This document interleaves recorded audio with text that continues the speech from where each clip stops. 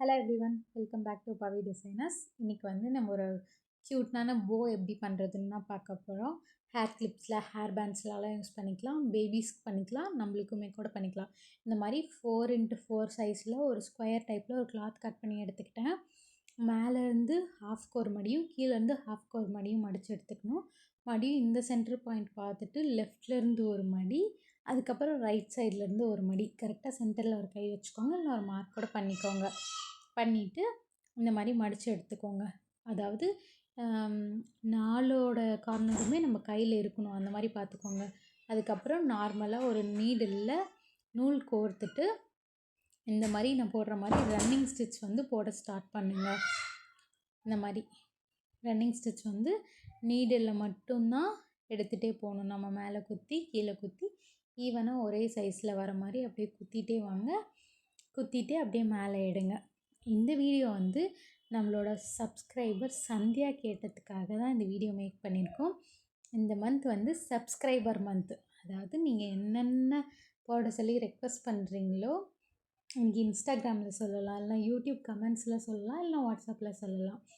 அந்த மாதிரி யாருக்கு எந்த மாதிரியான வீடியோஸ் வேணுமோ நீங்கள் கமெண்ட் பண்ணிங்கன்னா அந்த கமெண்ட்டில் இருக்க வீடியோஸ் எடுத்து நான் போடுவேன்.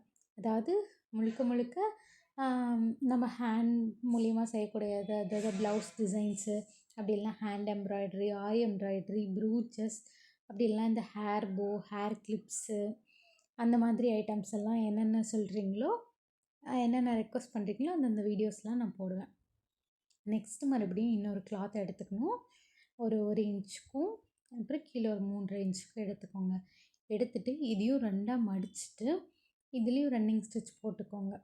ரன்னிங் ஸ்டிச் போட்டு எடுத்திங்கன்னா நம்ம ஆல்ரெடி போட்டிருக்கோம்ல, அந்த போ ரெடி பண்ணியிருக்கோம்ல, அதை நம்ம ரன்னிங் ஸ்டிச் எடுத்து போட்டு சுற்றி கட்டுறது அந்த த்ரெட்லாம் வெளியில் தெரியும். இந்த கிளாத் எதுக்காக ரெடி பண்ணுறோன்னா, அதுக்கு மேலே நம்ம இதை வச்சு அட்டாச் பண்ணிட்டோம்னா நம்ம ஆல்ரெடி உள்ளே போட்டிருக்க ஸ்டிச்சஸ்லாம் எதுவும் வெளியே தெரியாது. அதுக்காக தான் நம்ம இதை வந்து பண்ணிகிட்ருக்கோம். ரன்னிங் ஸ்டிச் போட்டுட்டு கடைசியில் இந்த மாதிரி ஒரு நாட் போட்டுக்கோங்க. நாட் போட்டுட்டு இதை வந்து இப்படி திருப்பிக்கோங்க. பேக் சைட்லேருந்து ஃப்ரண்ட்டுக்கு வந்து இந்த மாதிரி திருப்பிக்கோங்க. திருப்பிட்டு நீங்கள் என்ன பண்ணலாம், இப்போ நான் காட்டுற மாதிரி பின்னாடி ஃபஸ்ட்டு வச்சுக்கோங்க.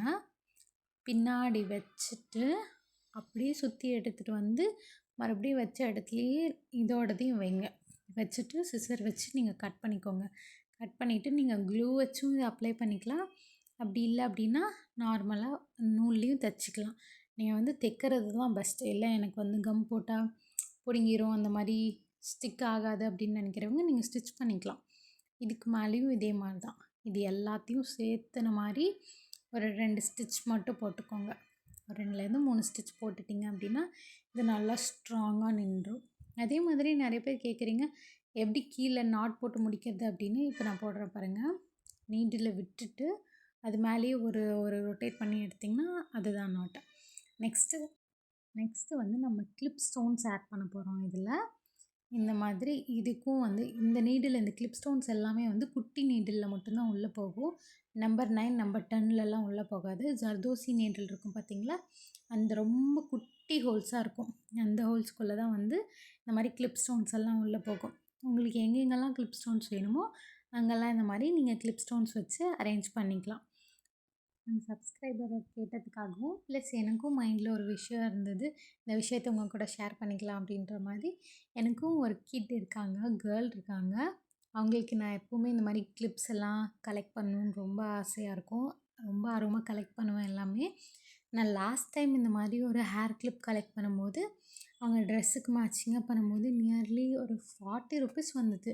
சேம் பீஸ் மாதிரி தான். இப்போ நான் என்ன வச்சுருக்கேனோ அதே மாதிரி தான். பட் ஸ்டோன்ஸ் எல்லாம் கூட எதுவுமே கிடையாது. வெறும் கிளாத்து போ மட்டும்தான் இருக்கும். சென்டரில் மட்டும் ஒரு கேர்ள் மாதிரி இருக்கும்.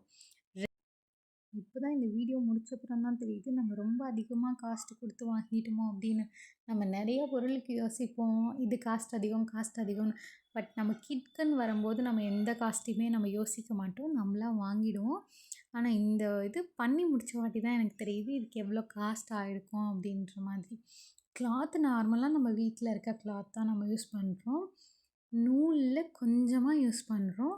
அதிகபட்சம் நம்ம யூஸ் பண்ண போகிற மெட்டீரியல்னு பார்த்திங்கன்னா இந்த கிளிப் ஸ்டோன். இது ஒரு 2 to 3 ருப்பீஸ் கூட வராது. நெக்ஸ்ட்டு வந்து இந்த ஒரு கிளிப்பு. இது வந்து ஒரு 1 ரூபி, 2 ருப்பீஸ்ன்னு கூட வச்சுக்கிட்டாலும் ரொம்ப ரொம்ப இதோட மேக்கிங் காஸ்ட் கம்மி தான். லேபர் காஸ்ட் இருக்குது. பட் 40 ருப்பீஸுங்கிறது எனக்கு கொஞ்சம் அதிகமாக தெரிஞ்ச மாரி இருந்தது. அதுவும் இல்லாமல் நிறைய கலெக்ட் பண்ணுறப்போ சேம் கலர்ஸே கிடைக்கிறதில்ல. அந்தந்த ட்ரெஸ்ஸுக்கு மேட்சிங்காக நான் ஆக்சுவலி கலெக்ட் பண்ணுவேன் என் பொண்ணுக்கு. இப்போ இது நான் ட்ரை பண்ணதுக்கப்புறம் இனிமேல் நம்ம வாங்கவே கூடாது. நம்மளே வீட்லேயே எல்லாமே ட்ரை பண்ணணும் அப்படின்னு தோணுது. உங்களுக்கும் அந்த மாதிரி எதுவும் தாட்ஸ் இருந்துச்சுன்னா கமெண்ட் பண்ணுங்கள். தேங்க்யூ ஃபார் வாட்சிங்.